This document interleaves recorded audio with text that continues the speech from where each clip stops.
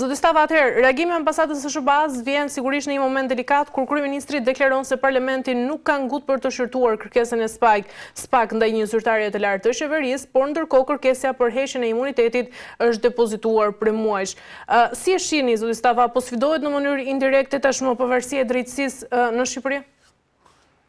Atëherë, kjo që po ndodh me rastin Balluku, nxjerr zbuluar një skenar të kaqërshëm të Partisë Socialiste dhe të kryeministrit Rama. Kjo nuk është një lojë që ka nisur sot. Kjo ka nisur që në 2016. Ky skenar është e kuptueshme që çdo forcë politike kur është në pushtet ka dëshirë të menaxhojë, sidomos pushtetin e tretë, pra legjislativin. Dhe ky skenar e nxjerr në mënyrë të hapur me fjalë qëllimin dashakeqës të kryeministrit Rama për të mbrojtur jo zonjën Balluku, sepse opinioni publik ka një perceptim të gabuar të vërtetë të vërtetës. E përqendrojnë gjithë vëmendjen tek zonja Balluku. Unë e shikoj pak më thellë këtë problemi sepse këtu nuk është problem zonja Balluku. Këtu është problem sistemi dhe drejt për drejt zoti Rama. Unë nuk kam dëshirë të merrem me humorin e zotit Rama që kush mund të hajë dardha pas fëmijë apo moll apo fiq. Unë nuk besoj që zoti Rama është një dashamirës i bujqësisë, sepse e ka treguar me fjalë që bujqësia shqiptare e ka lënë peng të 3 apo 4 oligarkëve të cilët janë në shërbim të tij. Sepse mjafton të shohim sot braktisjen e zonave rurale, ne do të kuptojmë fjalë kush është qëndrimi i zotit Rama përballë bujqësisë shqiptare. Po dalim tek shqetësimi kryesor. Zoti Rama ka një fjalë që po tenton me çdo mjet, duke përdorur dhe lobuar, pa përjashtuar dhe financimet në dorë, për të majtur në kontroll skandalin, jo unë të një skandal shtetëror për tjerë vërtetës, ai që ka ndodhur me zonjën Balluku. Para se me komunikuar me ju, po mendoja një fjalë punën dhe shërbimet që ka bërë zoti Rama gjatë këtyre 13-14 viteve në pushtet. Dhe po të analizoj rrugët kryesore ose arteret kryesore të rrugëve nacionale, është vështirë të gjesh një rrugë e cila me fjalë nuk është pjesë e skandaleve. Okej, dakord Kosta, që ka 3 fishuar, 4 fishuar apo 5 fishuar me rajonin, pra me vendet e rajonit, por problemi është me fjalë që këto rrugë akoma pa mbukur vitin e inaugurimit, ato kanë dhënë pasoja dëmtime, të cilat nuk janë vetëm shqetësim për buxhetin, sepse kanë dhënë një goditje goxha të rëndë, por ato janë kthyer edhe në një rrezik.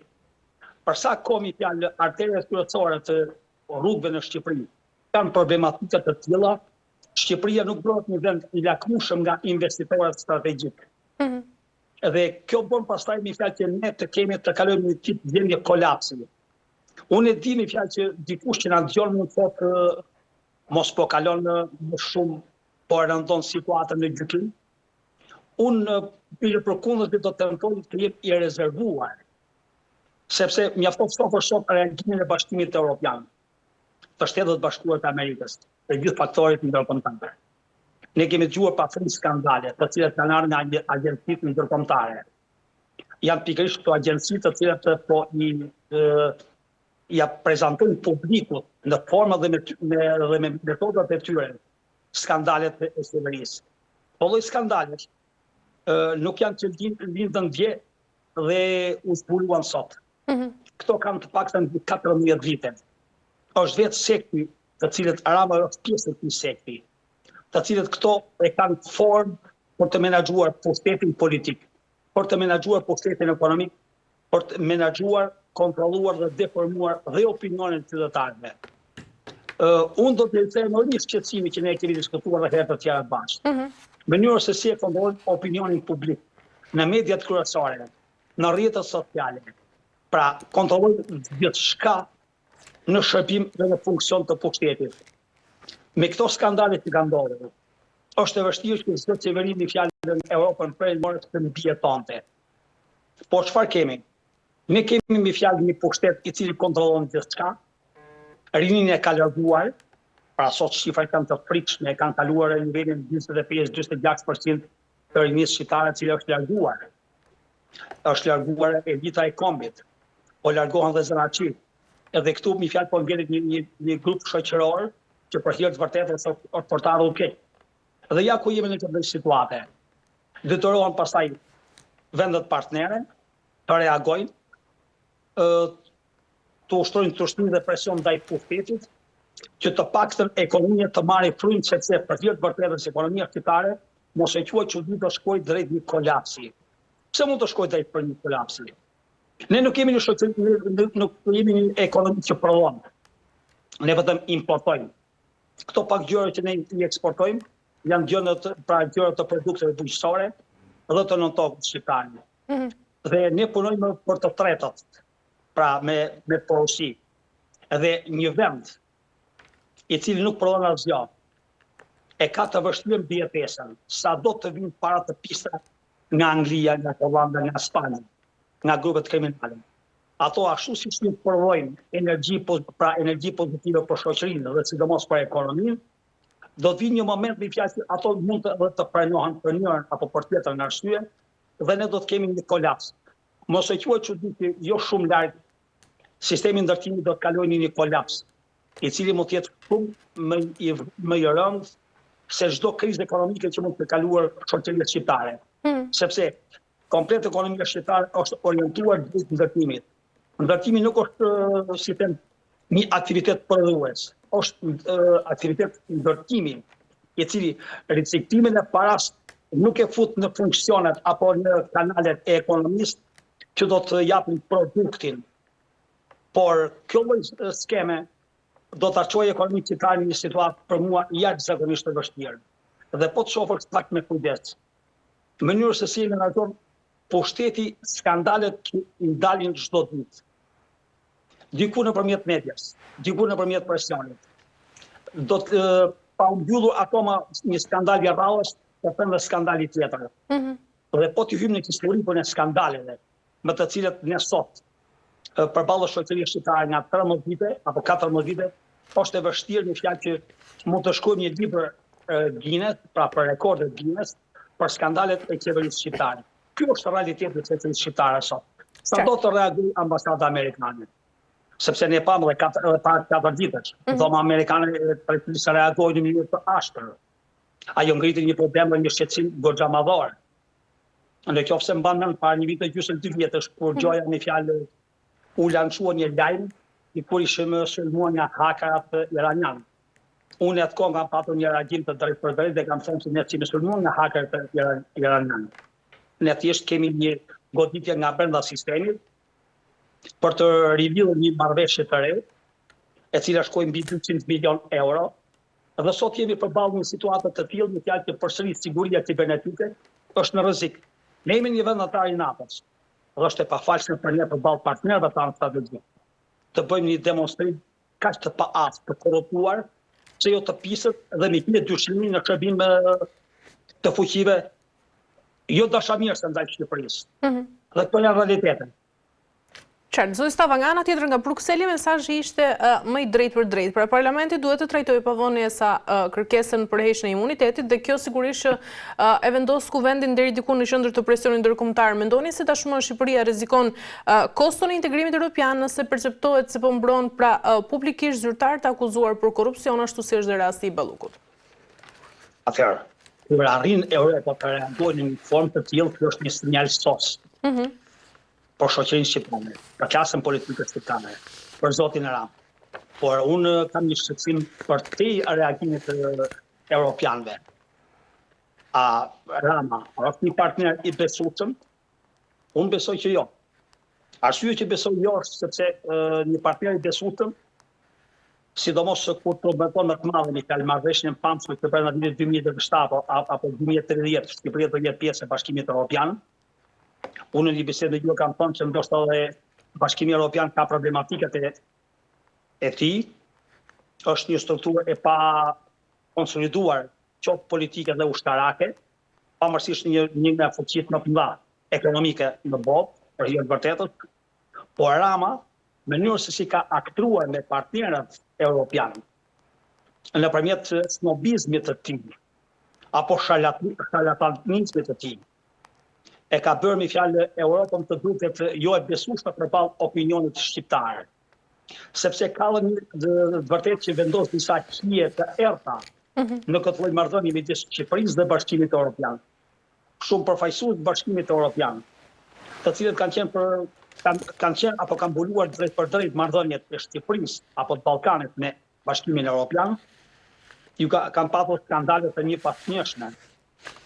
Dhe për sa kohë aty ato kanë patur skandale personale, pavarësisht se kanë marrë përgjegjësi dhe kanë dhënë dorëheqje, besueshmëria në këtë marrëdhënie fillon ndërton një hije dyshimi.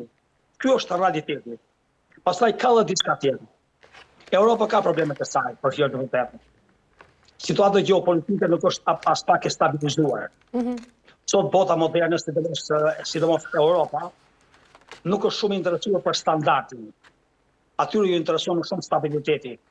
Dhe për sa kohë fjalë Europa, edhe fuqitë që vendosin ekuilibrin e botës, sidomos të Shtetet e Bashkuara të Amerikës, janë të interesuar për standardin, janë të interesuar për stabilitetin dhe jo për standardin, është pak e vështirë me fjalë që zgjidhjet do të jenë me dashamirësi politike dhe vullnet të qartë nga klasa politike që menaxhon sot pushtetin në Shqipëri.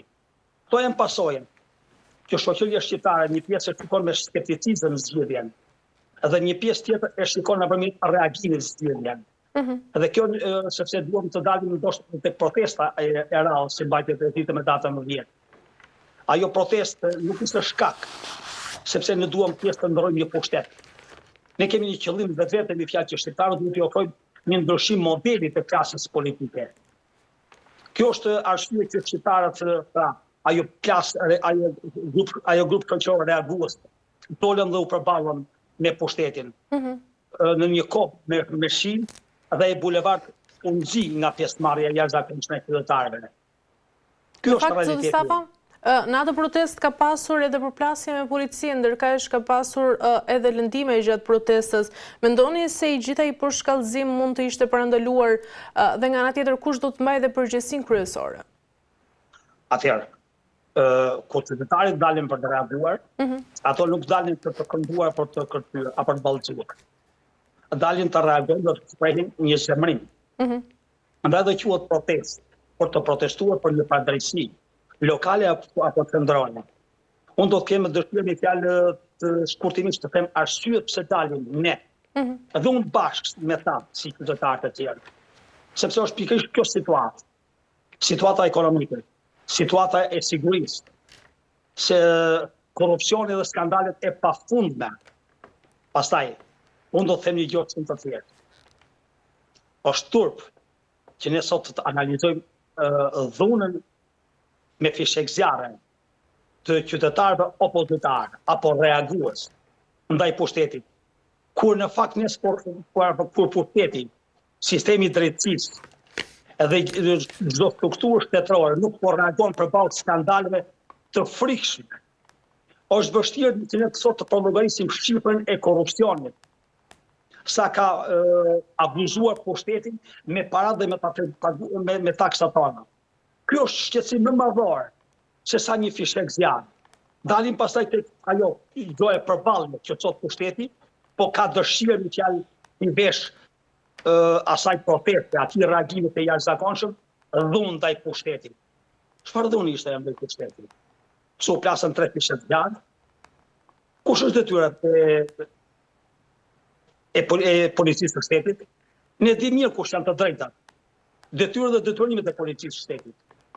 Që është e reagim i policisë së shtetit? Çfarë ndodhi tek ajo protestë? Po çfarë u përdorën nga policia e shtetit ndaj protestuesve? Ajo protestë ka drejtues, ka organizator, ka dhe përgjegjës. Unë jam një nga ato përgjegjësit për organizimin e asaj proteste. Po çfarë bën? Asgjë. Përkundrazi. Përballë këtij krimi, që pushteti ka kapur gjithçka, se reaguar në qytetarët në mënyrë të jashtëzakonshme. Ato janë për të admiruar, por në mënyrë kategorike nuk mund të t'ia akuzosh për përdorimin tonë. E i keni parë videot të sëni. Bastard, policë, silën, s'kur me qenë një shtet diktatorial. Kjo të regon frikën e pushtetit ndaj protestuesve.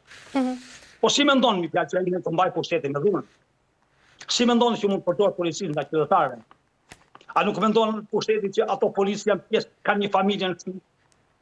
Këto problematika që ne po diskutojmë bashkërisht dhe ajo trup policie është pjesë e kësaj varfërie, e kësaj skamje. Ju kanë larguar familjarë, motra, vëllezër, një pambesa fëmijë. Dhe sot një fjalë sociale shqiptare ka kaluar në shifrat, sepse ne duhet bëjmë një shqetësim madhor.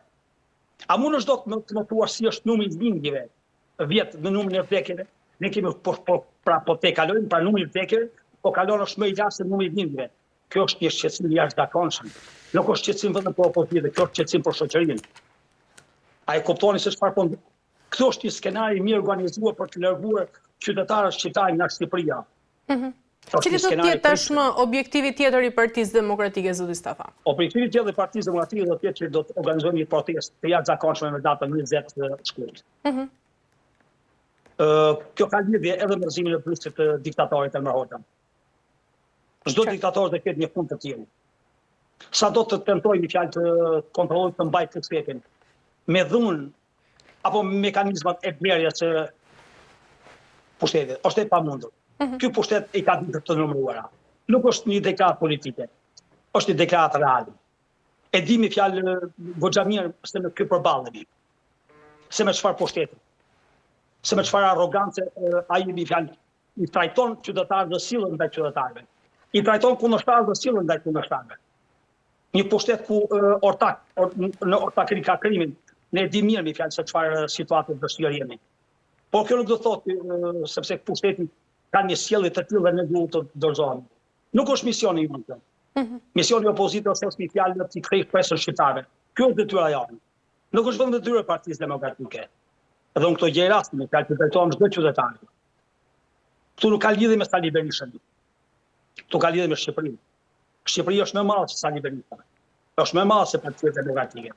Shqipëria është familja jonë. Nëse ne nuk e trajtojmë me gjë të tillë, ne përsëri do të gabojmë. Dhe kjo situatë do të vazhdojë. Unë nuk po flas një fjalë vetëm për Partinë Demokratike. Nesër dhe nëse Partia Demokratike apo çdo klasë politike që do vinë pushtet, do të ketë një sjellje të tillë. Meriton përsëri të ndëshkohet më ashpër sa po ne sillemi sot Beramën. Sepse ne qytetarët duhet ta dimë ta edukojmë klasën politike. Gabimi ynë është sepse në një fjalë të zhgënjur jo pak herë nga klasa politike, e cila ka 35 vjet që menaxhon këtë lloj procesi, e cila ka defektet e veta dhe brenda opozitës, dhe brenda Partisë Demokratike. Unë nuk kam frikë që dhe opozita ka problematikën e saj. Po në gjë rasti mi fjalë ta falenderoj opozitën. Në situatë dhe në kushtet në cilën kam mbijetuar përballë një kundërshtar politik, në aleancë me çdo faktor dhe aktor ndërkombëtar, i cili paran e njeh dhe e pëlqen, janë bërë kundërshtarë deri në nivele të frikshme ndaj opozitës. Këto janë problematike dhe fjalë që akoma opozita shqiptare nuk është në ato lloj nivele. Por i takon shoqërisë, intelektualëve, qytetarëve, të bëjnë pjesë e këtij ndryshimi. Se nëpërmjet këtij ndryshimi ne ja imponojmë dhe ndryshimin Partisë Demokratike, çdo forcë politike. Ky është qëllimi i qytetarëve përballë këtij. Unë do ju tregoj një rast shumë të thjeshtë, në se jam dhe banor i Durrësit, dhe kryetari i Partisë Demokratike të Durrësit. Patjetër. E kuptoni ju fjalë që në Durrës është kryer një plak tregu për pushtetin e Tiranës, edhe kanë vendosur një kufë në kryetare bashkie. Edhe nuk goco kufti ti hetoj skandalet. Bëj një projekt fit. Joja për të rikonfiguruar amfiteatrin. Ajo është thjesht për qëllime interesash të biznesit, të familjarëve të lidhur me kryetarin e bashkisë. Si ka mundësi mi fjalë që ato banorë, që kanë nga 150 vjet, 200 vjet që janë banorë të atij qyteti, nga themeluesit e qytetit tim. As nuk u pyetën dhe as nuk u trajtuar në mënyrë kategorike si banorë. Po trajtuan thjesht si çik kafsh. Ju quan thjesht një njoftim dhe i kanë shkuar një njoftim për më datën 16 të larguar nga shtëpia. Kush është përgjegjësia e pushtetit? Është. Çfarë është bota? Po çfarë është ky mandat? Se ne po bëjmë shpikje.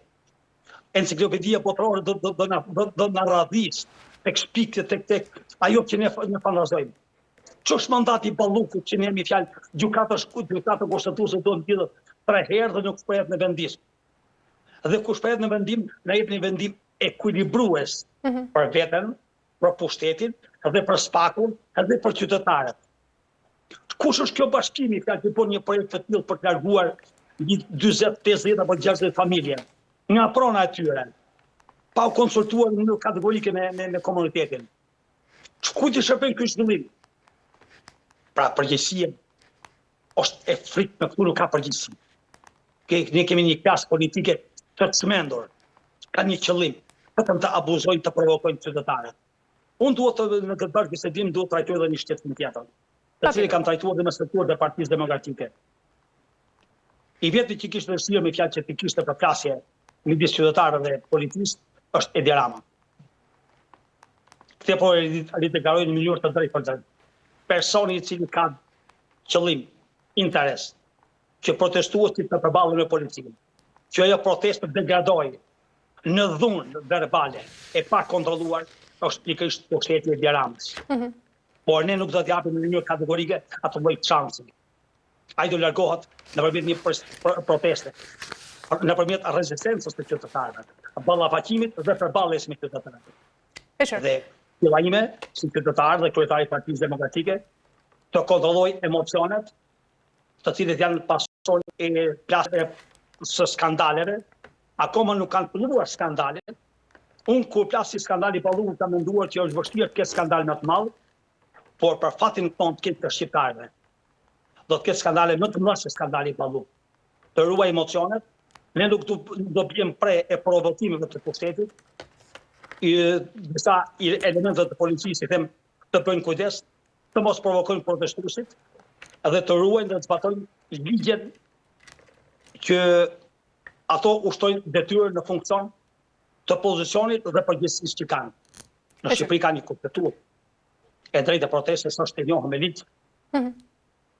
Ne kemi parë protestat që kanë degeneruar në botë në mënyrë të dhunshme. Dhe policia është treguar këtu me kujdes. Se tek e fundit fare ajo është misioni i policisë. Por nëse një qytetar lëshon një fisek zjarr dhe policia pastaj vazhdon në gazlotësjellës me ujë me speca, duke bërë na kujtohet të 2020-a, pra fundi 2019 dhe fillimi i 2020-s, kur Covid i famshëm na u shpik në laborator për të gjunjësuar shoqërinë njerëzore. Kështu po e trajton shoqërinë shqiptare. Por e gënjen mendje. Edhe nëse do përballje, ne gati jemi për përballje. Shqipëria është shqiptar. As Edi Ramës, as Tali Berishës, as Osman Stapës. Shqipëria shumë e madhe sa këta. Mirë, zë Stafa. Për ta mbyllur, ndërkaq sepse jemi në limitet e kohës, si keni parë edhe reagimin që bëri kryeministri Edi Rama pra mëngjesin e dieshëm sa i përket protestës organizuar nga Partia Demokratike? Unë nuk merrem fare me reagimin e Edi Ramës. Ja njoh mirë humorin që në 1990-ën. E di mirë se sa i aftë është ai për të ballë me protestën. Në këtë dëshirë që unë të shpreh një mendim për reagimin e Edi Ramës, sa ka kohë të reagoj, të riformuloj qëndrimin e tij, të hap rrugë zgjedhje të reja, të kalojmë një qeveri teknike, sarkazmin ta mbaj për vetë dhe për familjen e tij, për bashkëpunëtorët e tij të ngushtë, që kur ulen në bëjnë orgji me njëri tjetrin, dhe të mos provokojë shqiptarët dhe protestuesit shqiptarë. Çdo protestues unë gjej rastin ta falenderoj. I shpreh mirënjohjen dhe vlerësimin tim maksimal. Dhe humorin e Edi Ramës dhe sjelljen e kryeministrit, ai ta mbaj për vete, nuk i shërben as shqiptarëve, as kohës në të cilën kalojmë, as ngarkesës ekonomike, psikologjike dhe varfërisë së shqiptarëve, por t'i dalë për çdo punë nëse ka dëshirë me fjalë të ikë me dinjitet. Ka një thënie shumë interesante angleze. Nuk më intereson këtu më mënyrë se si në gjithë shkallët. Rëndësi ka të po dignitetin tënd se si largohesh apo zbritjen. Ai nuk ka dinjitet. E qartë. Ne do jemi shumë të kujdesshëm. Por në mënyrë kategorike nuk do të përqojmë as 1 milimetër nga qëndrimi ynë. Dhe unë këtu i bëj thirrje qytetarëve shqiptarë. Nëpërmjet pjesëmarrjes nuk është kusht të largojmë Ramën dhe të vi Saliu. Jo. Shqiptarët kanë një mision të jashtëzakonshëm për të shërbyer vendit, familjes, edhe kombit. Ne duhet të ndryshojmë modelin e qeverisjes. Ky nuk është model qeverisje, ky nuk është model demokratik. Ky është një pushtet i kapur, ku bashkëton prindje dhe pushteti janë një. Këtë lloj modeli unë flas për të ndryshuar. Ky është mesazhi im. Ka pak rëndësi se vjen apo jo Berisha në pushtet. A duhet t'ia di fare. Ndërsa ndryshimi i modelit është detyrim për ne.